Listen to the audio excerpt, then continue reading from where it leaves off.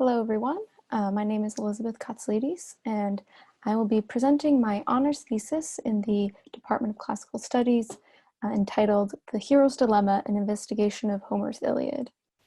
So the Iliad is an epic poem that was written around the 8th century BCE by the poet Homer. The action of the poem takes place during the Trojan War, the long conflict between the Greek army and the city of Troy that many of you may be familiar with. Although being a piece of literature about the battle at Troy, the narrative is presented through the intimate perspective of individuals and their experiences within their communities. These experiences are then set against the backdrop of the divine powers of the immortal gods, as well as fate. In my research, which involved translating the ancient Greek text and interpreting it, I investigated how the individual characters engaged with their communities and then studied the larger implications of these mortal interactions and conflicts on the divine realm. In particular, I focused on two characters, Achilles, the semi-divine Greek warrior, and Hector, the Trojan prince. And I wanted to understand how they responded to the expectations set out by their communities to be heroes and to embody heroic ideals. This set of expectations is called the heroic code. And to understand what the heroic code entails, we can look at two quotes from the poem itself in the ancient Greek. So the first quote describes very succinctly what it means to be a hero. It means that you must both be a speaker of words and a doer of deeds. And this captures the essence of the excellence a hero must have, not only in being a skilled orator, but also in being a brave warrior. The second quote is spoken by Hector in Book 6, and he is describing how he has learned to fight always at the front of the battle with the foremost of Trojans, to be brave, and this is for the purpose of gaining great glory. So we can understand that the code dictates a certain set of expectations about being a courageous warrior in battle and being ready and willing to risk their lives for the promise of everlasting glory and the legends of their achievements and their deeds. And in this way, the code becomes a means by which these men can transcend their own mortality by achieving eternal fame that will live beyond their own lives.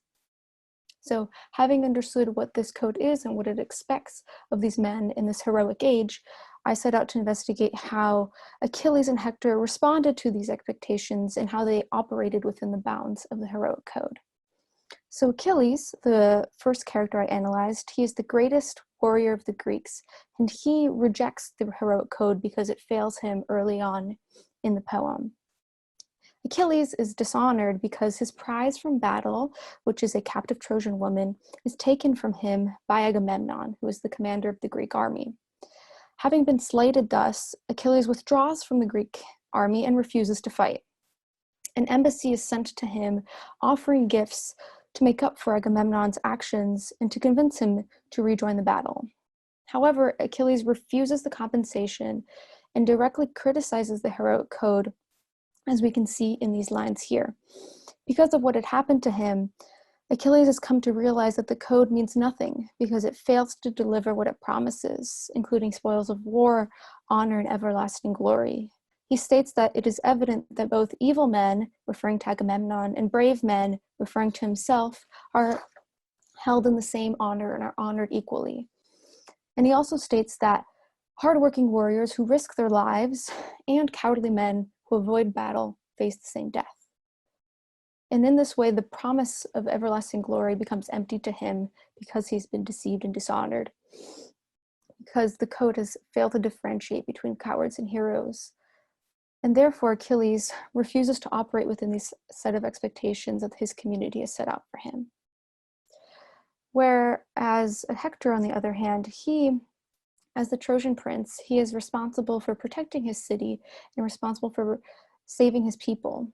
However, Hector is unable to balance this responsibility as a protector with his obligation to be the selfless warrior as is stipulated by the code. In the first quotes, he is responding to his wife Andromache, who has suggested that he fights from the wall of Troy because that is the most vulnerable part of the city and it needs to be protected. Hector, however, refuses to fight from the wall because that would mean to avoid battle, and that would be shameful and cowardly behavior which he cannot take part in. A hero cannot win glory by protecting a wall, a hero must fight out in the battlefield. And in the second quote, the second two lines, Hector is responding to his comrade Polydamas, who, like Andromache, has suggested and urged that the Trojan army retreat to the city and fight from the wall, because this is when Achilles has re-entered the battle and he is a ferocious warrior. And Polydamas is scared not only for himself, but for the Trojan people. Hector, again, is unable to see the strategic advantage of protecting the city, and he furiously refutes his comrades' propositions, and he states that you no longer speak about things that please me. And he's very upset, and he says to his army that we will fight out on the battlefield tomorrow morning, regardless of what Polydamas has proposed. Hector, in these instances, he cannot take action that lies beyond the heroic code, and therefore he fails in his role as the protector of the city of Troy. He even decides in Book 22 to risk his own life in a one-on-one battle with Achilles because of the possibility of gaining glory for his bravery and his courage, even if it comes at the cost of his own life, which it ultimately does when Achilles kills Hector out on the battlefield. The code also fails Hector because he is constantly preoccupied with the pursuit of honor and avoiding shame, and he has no concern for the safety of his people and his city and his family, the concern that he should have and should be at the front of his motivations for his behavior as the Prince of Troy. So with my analysis, I found that both of these heroes are failed by the heroic code. It fails to deliver the honor promised to Achilles, and consequently he rejects his mortal community. And it fails Hector because he is unable to recognize that the duty to protect the city of Troy far outweighs his own pursuit of glory. And having concluded that there was this failure of the heroic code, my next question, my research was, what is Homer trying to suggest with this failure? Why would he have heroes fail in this way in the poem? What is he trying to show us? And my interpretation of this poem is that the failure of the heroic code for Achilles and for Hector allows for the fulfillment of the fate of Troy through the divine will of Zeus. And this suggests that the mortal endeavors are at the mercy of the divine spear and beyond. And so what does that exactly mean? So the will of Zeus is mentioned within the first 5 lines of the poem when Homer states the will of Zeus was accomplished. And it's not exactly explained what this means or what that entails, but slowly throughout the poem, we can understand what that will is. And the will of Zeus, we can become to understand, is that the destruction of Troy has to happen, and he has to see that happen because he is the Lord of the universe, and he must see this through. And so for Troy to fall, though, what has to happen is this failure of this code, because Achilles must first leave behind his human self and his ties to the mortal community and become a divine figure in a sense. And Hector must also be killed by his inability, due to the heroic code, to recognize the necessity to act as the protector of the city and not as a selfless warrior. So both the failure of the code for both heroes allows for the fate of Troy to be fulfilled, and they're the means by which this divine will of Zeus can bring about the fate of Troy. And throughout the course of the poem, Homer beautifully illustrates in the mortal realm with these individual characters and their communities and their frustrations and their fights and their conflicts. Within these mortal conflicts and failures, we can see that they have a broader function in the greater divine sphere later on.